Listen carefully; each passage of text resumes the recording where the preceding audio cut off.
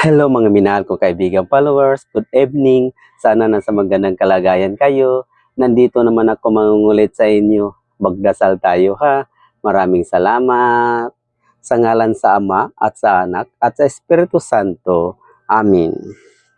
Ama naming banal na makapangyarihan sa lahat, patawarin mo po kami sa aming mga kasalanan at napakumbaba kami sa harapan mo upang kami kaawaan at huwag supyahin ang aming mga dalangin. Yayaman kami umaasa at nanaig sa iyo, Panginoon. Tulungan mo po kami sa aming mga pangangailangan sa kaluluwa at sa katawan.